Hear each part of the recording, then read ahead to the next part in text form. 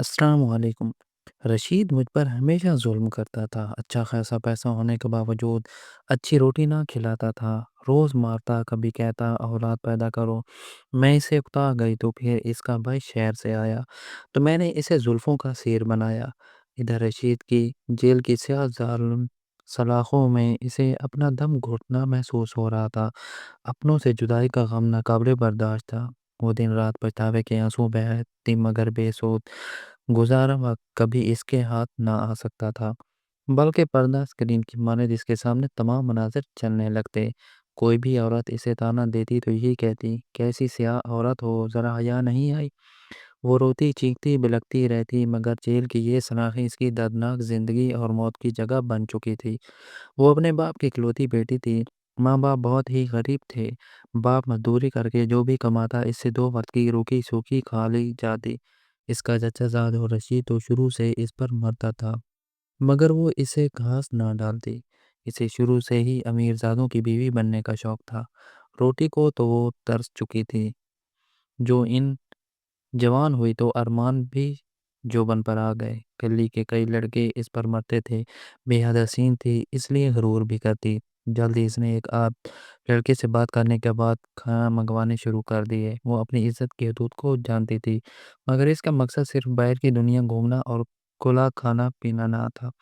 باپ کو اس کے حالات کا علم ہوا تو اس نے زبردستی چچا زاد رشید سے نکاح پڑھوا دیا۔ اب وہ رشید کی بیوی بن کر اس کے گھر رہتی۔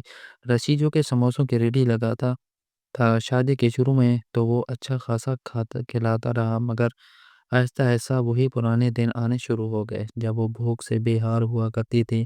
رشید اسے بالکل پسند نہ تھا۔ وہ اسے محبت سے دیکھتا بھی تو اسے خوب ڈانٹتی اور اپنی طرف دیکھنے سے بھی منع کر دیتی۔ رشید بھی اس کے حسن کا اسیر تھا اور اب تو اسے اولاد کی خواہش تھی، مگر نازیہ جانتی تھی جو اسے پیٹ بھر کر نہیں کھلا سکتا وہ اس کی اولاد کو کیا کھلائے گا۔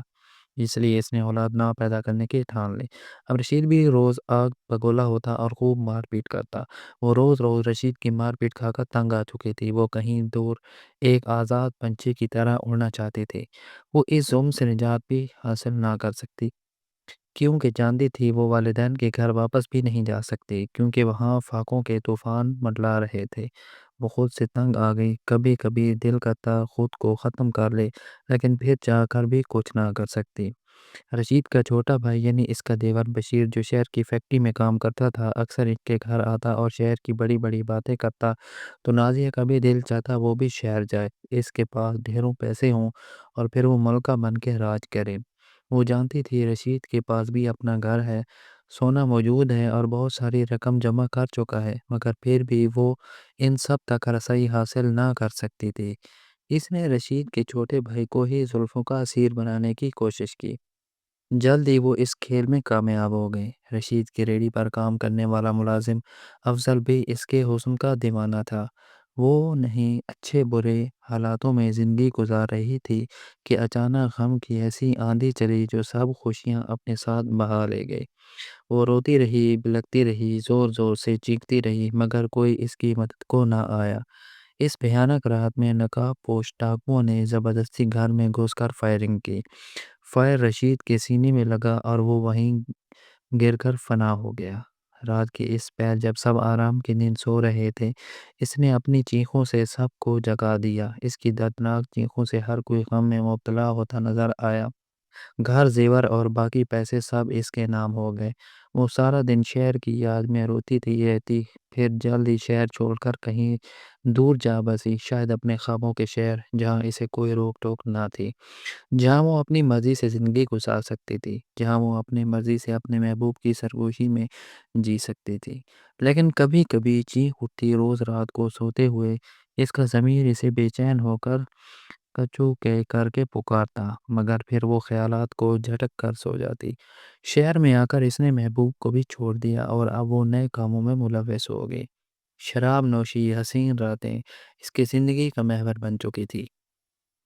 وہ ان کالے دھندوں میں روز منہ کالا کرتی اور پھر تھک ہار کر سو جاتی، مگر معاشرے کے سامنے وہ ایسی شریف عورت تھی جس کا سہاگ ظالم دیور نے ہی اجاڑ دیا، جو بیچاری شوہر کے غم میں جگہ جگہ دھکے کھاتی رہی اور پھر بالآخر بڑے شہر جا کر رہائش اختیار کر لی، جہاں فیکٹری میں کام کر کے دو وقت کی کھا لیتی۔ مگر حقیقت تو اس کے برعکس تھی۔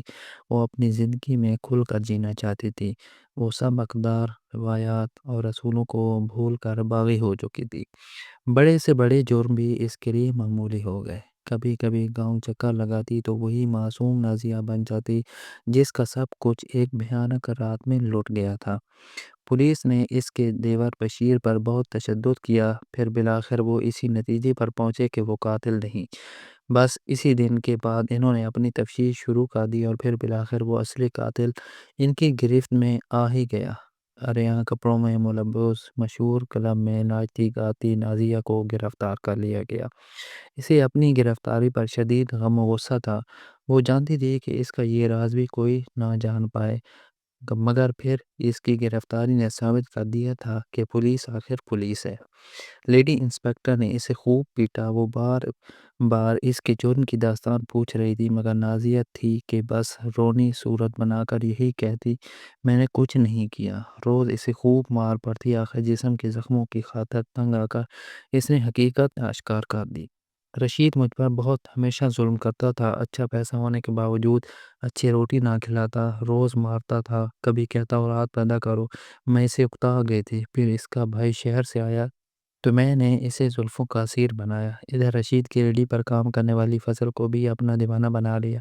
افضل کا کچھ بدمعاشوں سے رابطہ تھا۔ میں نے افضل کے ساتھ مل کر اپنے شوہر کو ختم کرنے کا منصوبہ بنایا۔ میں جانتی تھی کہ میرا دیور شراب کا عادی ہے، اکثر شراب پی کر ہمارے ہی گھر آ جاتا۔ اس روز بھی اس نے خوب پی۔ پھر میں نے اسے نیند کی گولیاں کھلا دیں اور اپنے منصوبے کو پورا کرنے کو تیار ہو گئی۔ افضل نے چہرے کو نقاب سے ڈھکا۔ اس کے ساتھ دو اور لوگ تھے۔ وہ گھر میں داخل ہوئے تو میں نے اچانک شور ڈالا۔ میرا شوہر باہر آیا تو انہوں نے تھوڑی ہی لڑائی کے بعد فائر اس کے سینے پر مارا۔